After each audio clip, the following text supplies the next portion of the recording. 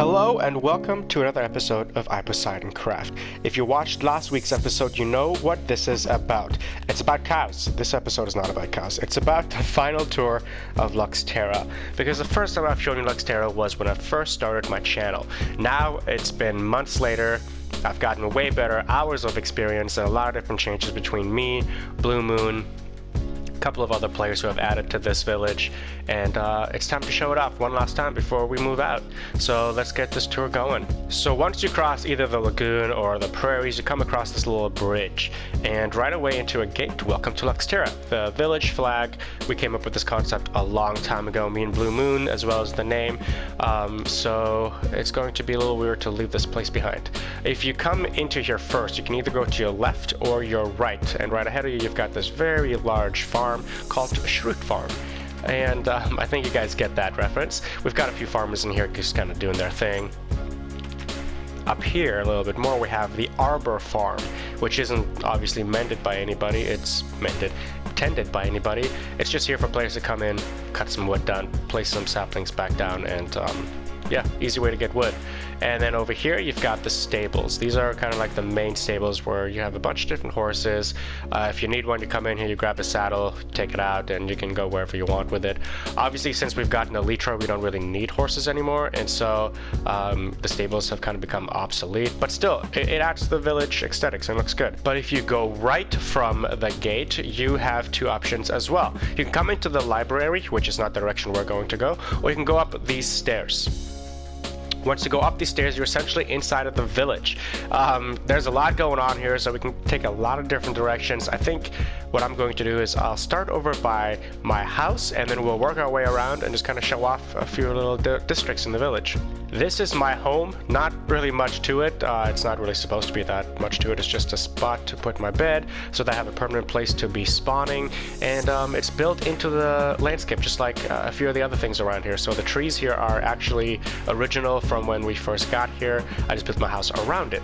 Over here across this bridge, which goes over this river, that same river goes across all the way through this village. I thought it was really cool when we first got here. Here's my warehouse. Here's where I keep all of my stuff. I'm sure a lot of people have their own little different warehouses and different methods. I don't have a sword or anything, but I have signs that tell me where everything should be. So I've got two different levels in my warehouse and then two different sides. That way it's not, you know, just a typical square building. It's kind of have some shape and a little cool design to it. Behind the warehouse are my sunken gardens. Nothing special to this either. It's just there for prettiness. Once we got done with a bunch of stuff, there's this empty spot, so I decided to make it into a gardens. And then of course I have my panda pit over here with the rare brown panda that you can see over here. I think I named the brown panda Winnie. Hey Winnie. It is. You'll notice that this rail really is here for no reason. Another player built it a long time ago so that he could move resources from his part of this area over to mine before any of this was built. Obviously it's become obsolete, we don't need that anymore, so I didn't want to take it out. I like the aesthetic, it fit the village well, so we just kept it around. But down here from my house and warehouse, there are the mines, kind of tucked away from everything else because it's, I don't know, ugly. It's a hole in the ground. We don't want to show that off. But then you have this little secret area over here where I call this the carrot corner. This is my carrot corner. There are two different ways to get to it. This is just one way. If we keep going up these stairs, we have the Overwatch Tower. I think I actually ended last episode on the Overwatch Tower, jumping off of it and gliding around.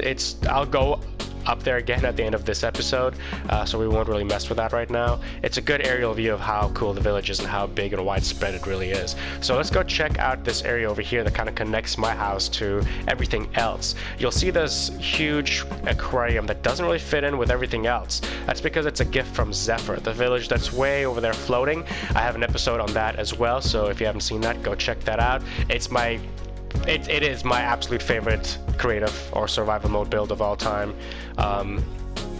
It's huge. It took me a lot of work and a lot of time, and I put a lot of effort and detail into it. And then up this bridge you have the library.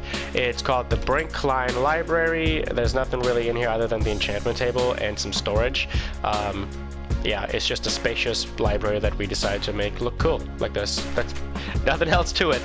You'll notice that a lot of these buildings are going to be like that. We just we could have made it easy and just put a lot of cool stuff into one building, but I like the way that the village kind of grew the more buildings we needed and the more buildings we built. It looks like the sun's going down, so we're going to go ahead and take a nap and then continue the tour. Across from the Overwatch Tower, down this way over here, you've got a lot of different things. You've got a couple of different districts. This is the old market district, where essentially where the villagers used to have shops and sell their stuff. But because we grew and got bigger, the shops have kind of become obsolete and they've moved into the villager estates. This is where we have all of our villagers nice and safe, so they don't have to get zombified by anything touching them. Nothing can kill them. It's so bright in here, nothing will spawn in here. No creepers can get in here and accidentally do a lot of damage. So the villager estates is just a safe spot to keep all of our villagers that we like to trade with. And what the heck? Keep the village lively.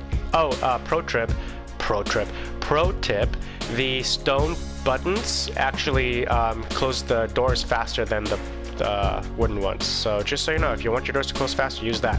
If you watch Hermitcraft in last season, I think it was season 7, Scar made this really cool like watchtower thingy, clock, I don't know, what is it, a town clock? And so I copied it, just obviously used different blocks than he did. And I have a few different variations of this all over the place. They're just so cool. He made a great design.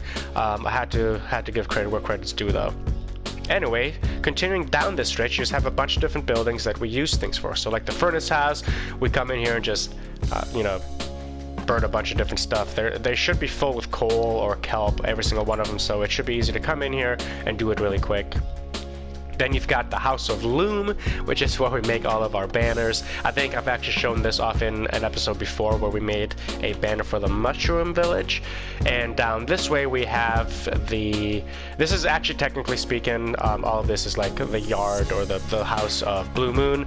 He hasn't completely finished it yet, and I'm not sure if he will by the time we move away. But he was working on a really cool tree house. Actually, let's go upstairs and check it out. I'll look at the upstairs first just because it's unfinished. Pretty cool. I like the way he used all the different woods and how he has it really open and used the glass as the ceiling. And then over here you've got a nice little overwatch into the prairies and down the Birch Brick Road. But the cool thing about this really is the basement. Okay, so you come down the ladder and boom, his basement is where he keeps all of his storage. Really cool design. I like the way he does this. I'm typically not a big fan of just like holes in the ground kind of builds, but Blue Moon is very, very good at making interiors, not just like the details, but which blocks to use, what design to use, and he takes very, very good care of, picking out exactly which ones to go with. He's very particular about it. This is his secret room where he keeps all of his secrets and treasures. Okay, so outside of Blue Moon's property and the old market district, we have Lab, or the Laboratory of Artificial Biology headquarters. I wanted to make this much bigger, but I kind of started running out of room. This is just really where we keep all of our stuff. So, all the ingredients that you would need for all the potions and all the potion stuff. You've got the brewing stands to make your potions, and then what each potion looks like, what it actually is, and then what you need to make it. Over here we have the endless water supply. You just open this, you fill your jars, and you close it back up. And then upstairs we have a little bit more brewing stands and some more information on like what some of these do, because you can always like add more effects to your potions. And I've got these the weakness and poison potions, the things that you want to use against your enemy. Next to Lab headquarters, we've got NAPA, the Nature and Animal Protection Agency. This again is just a house, again, something we made for fun, just to kind of give it a little bit of extra vibes to the village. This is just a place where everything's supposed to be natural. I used mushroom stem for the flooring. I have some mushrooms over here, and then anything that's in the chest would be, of natural resources like dirt or those saplings, or why is there so much brick? Or, all this kind of stuff. So NAPA is just the agency that protects the animals and nature within Luxterra's property, because we take protecting nature very serious in this place. I'm sure my sheep farm has been shown once or twice in the village before, but all it is just little pens with a pole and telling you which colors are in there, and you can just go in there with your shears and get a bunch of them and get what you need. And over here I have my little cow farm. This is where we get our leather. This building over here is the former home of Blue Moon. He gave it to me. I redesigned it. I took a few blocks out, replaced them with different blocks, but the overall design is the same as his. Now it's the Special Operations and Projects headquarters, or SOAP. Inside of it is just again, the interior is all pretty much him. I just redesigned a few things and added some stuff. The basement has where we have a bunch of our missions, where we should be doing things. These books are empty. And then, is this book empty? I know that's, here we go. So yeah, so there's like different missions that we like to do and try to fill up, and that was kind of the idea behind SOAP, is that if there was a big project to do, we could have done it as a group, and then everybody kind of contributed what somebody else might need. And it worked out for a long time, actually. This is just kind of like a hall of memories, I suppose. Like, I wrote this kind of stuff down, and I'll probably build a lot of this stuff inside of the new village as well, because I really like the way we did this. Outside of SOAP headquarters is the Carrot Corner. Nothing special, we're not going to check that out. This is the International House of Carrots. This is where we would go to make our golden carrots. I save all of my extra gold down here, and then we've got this filled with golden nuggets, and then the carrots over here. So very easy to make yourself some golden carrots at the International House of Carrots. Up the stairs from the International House of Carrots, man, I love saying that, is the Luxterra meeting hall. And think of this as kind of like the city hall. You've got 3 doors in here. This just takes you up into a tower, not important. Over here we have a meeting hall. This is where we typically would like build things. If we're like, hey, let's update something inside of the village, and you would have like, this is lamp number 1, this is lamp number 3, 4, 5, and just have different things that we would then go in here, take a book, vote on it, and put it in here, and then the most votes will win, and then we update the village with lamps. You know, that's kind of the things that we did. And then over here we've got all the different villages that we've built that are just kind of our, I don't know, allies, I guess you could say. Just different villages that we've kind of made a flag for over the course of this world. And if we keep going up the road over here, we've got the XP bank. I've got the llama hut because I love llamas in this game. This was the beginning of my wife's house, but she bailed to start her own world on her Switch, and so the inside of this is very empty. I really like the way she started it, though. It fit with the rest of the village, the aesthetics. Down here is the new house, and I say this is the new house of one of our players because they have another house that we converted into the museum. But this is just a small hut, nothing much, just to keep a little warehouse and a bed. Really cool little spot. Again, it fits the aesthetic to the village. Really like it, nice and cute, just like everybody else's houses. Nobody's house here is really that big, which I really like that we're all trying to stay humble. It's getting dark again, but that's okay. We're going to go ahead and show you the rest of the village at nighttime, just to kind of give you the feel of what it looks like at night. I'll pull my sword out just in case. So this is the old house of that player I was just telling you about who had moved. She built this really cool building, and then this cool, like, I don't know what you call them, but into this water. I made it deeper, added some fish and coral, and then updated some of the blocks in the interior, and converted it to the Luxterra Historic Society. There are a few different ways you can get to the market. You can take this back alley and just go behind the Historic Society, or you can just take the Historic Society and come out this way.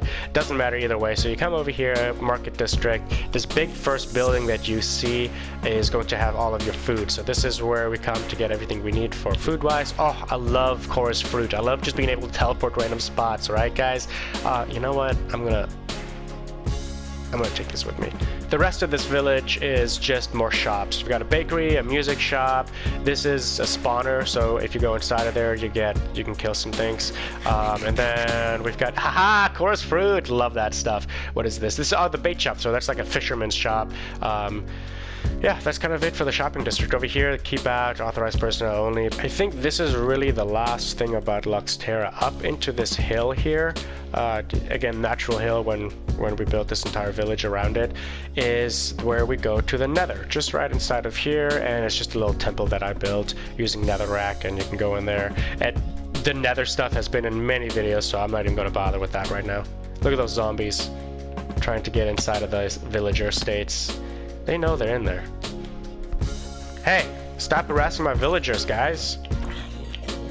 Let's head up the Overwatch Tower and get a nice aerial view of nighttime Luxterra.